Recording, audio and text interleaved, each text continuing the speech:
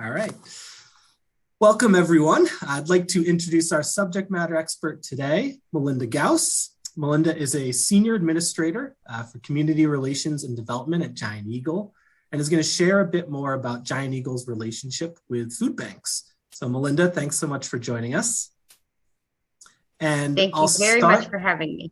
Yeah, I'll start by inviting you, if you'd like, to further introduce yourself and what you do, but also to address generally how Giant Eagle works with food banks. Absolutely. So to give a little bit of a background, first of all, thank you for having me. Yes, I am Senior Administrator of Community Relations and Development at Giant Eagle here. I have been with the company coming on 10 years. So my primary role is all of the interfacing and interacting with our community partners.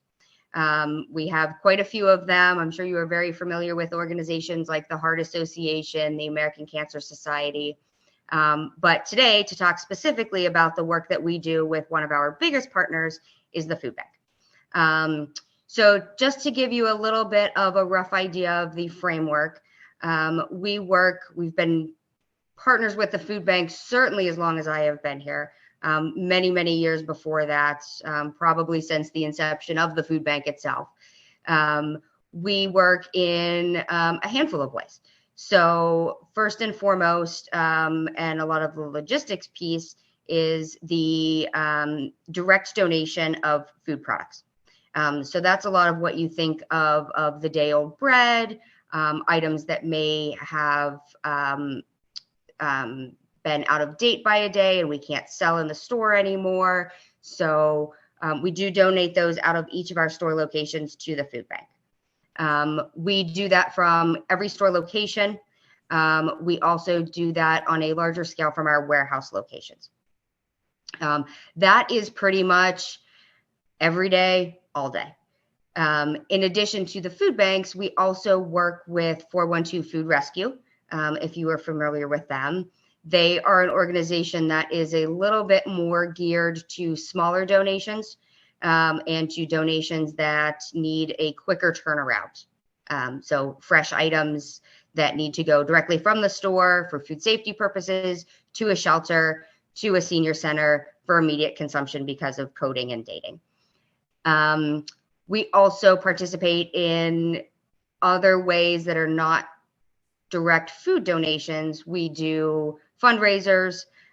We do register campaigns in stores. If you're asked to donate $1, please donate $1. We would love for you to donate $1.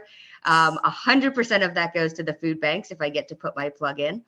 And we also do direct contributions of cash, capital campaigns to the food banks. So certainly here in Pittsburgh, as well as in Ohio and the other states where we operate. Thanks, Melinda. I've done some deliveries for 412 Food Rescue, so yeah. So you had mentioned, one product that is kind of like day old bread or older bread or anything like that. So I'm curious, what do you typically donate and how are these items identified? If you can elaborate a little bit. Sure. So you would think that it is very easy. I thought when I first started that it was very easy, but it is a lot more complex because of all of the items in the store, all of the coding, all of the dating, all of the food safety. Typically, being the community representative, my goal is to not waste anything and to donate as much as possible.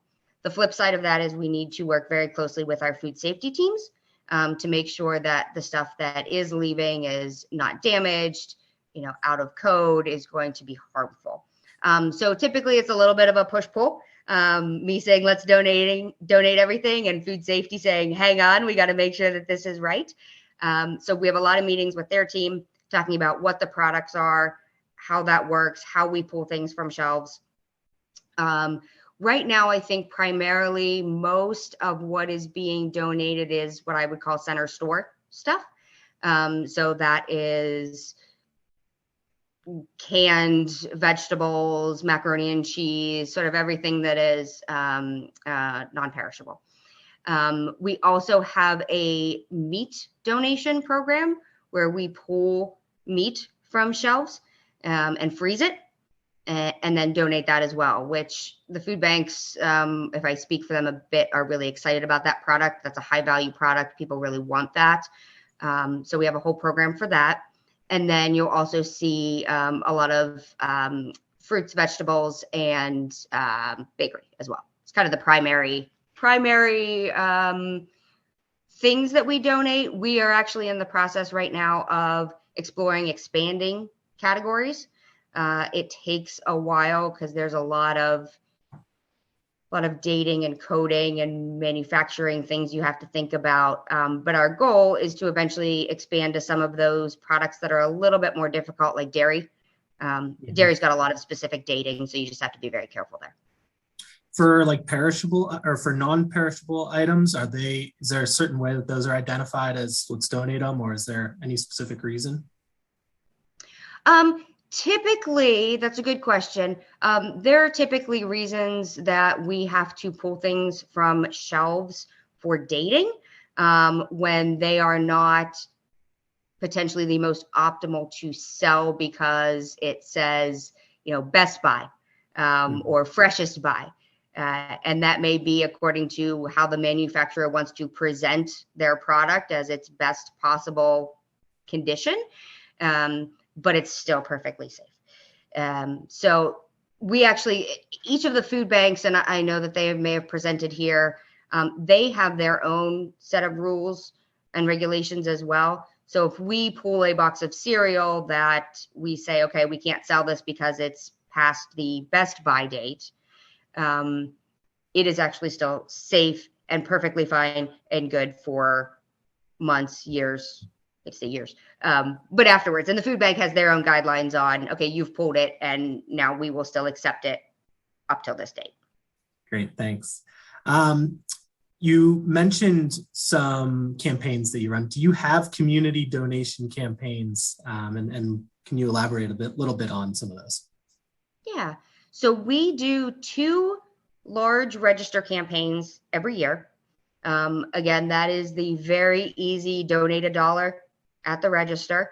Often add that to your grocery bill. You will see it. We just wrapped one up in fall, and we're getting ready to launch one in spring. We do those at all of our Giant Eagle locations. All of the checkouts, all of the self-checkouts will prompt you to ask. We also expand that program to GetGo. So when you go inside and check out, you'll be asked there, as well as the pumps. When you're outside at the pumps, it will prompt you as well. So those are really, really good. I think one really advantageous thing for the food banks is they kind of sell themselves. You don't really need to explain to a customer what a food bank is, what they do. The customer grasps the concept pretty quickly, and most of them are pretty good about giving. Additionally, because of the way that the food banks are able to use dollars and buy product, because they don't just rely on donations, they also buy product. $1 goes much further, much further. We do some drives where you'll see a bin in the front of the store and you can, grab a box of macaroni and cheese or a can of tuna and put that in the bin. If you are in a store, I would highly recommend that you donate $1 though. It goes much further. Oh, cool. Thanks. Do you involve your suppliers at all in any of this? So with direct product donations, I don't know that we have an official system. We have some really good partners in the supply chain that are just really passionate about the work in this space. And they will get involved with us, and they may want to get involved very tactically in the register campaign. They may want to get involved in a promotion where you buy a product and, for every product sold, they will donate $1. There are times when they have overstock of product that's, that we have, that's in our warehouse that they don't necessarily want returned. We will either donate that in bulk to the food banks. There are opportunities for us to sell it to the food banks at a discount. We don't have a systematic program, which is something that I really want to work on. But we do a lot of one-offs and a lot of individual suppliers and manufacturers, relationships, and make those things work. Great, thanks. I think this last question is maybe more personal. So how are you involved and how do you support all of this? Volunteering at the food bank is fantastic. They are extremely accommodative, if that is a word, with schedules, with flexibility. You can go into the food bank, you can sort product. I would really, really recommend it. I think especially for the folks here today to see the food bank, to go and see the food bank. Most people have a concept of what a food bank is in their head, and it is very, very different. When I first thought of it, I thought, okay, that's where you go to get food if you need food. It's not at all like that. The food bank itself is a warehouse. And even the folks within the Giant Eagle four walls that we work with, I often have to remind them, think of the food bank as the warehouse and think of the pantries in your neighborhood as really what our stores would be, the ones serving the end user. So I would highly encourage, they're happy to have you. I'm sure if you ask, they will tour you around. It's really cool. Awesome. Thank you.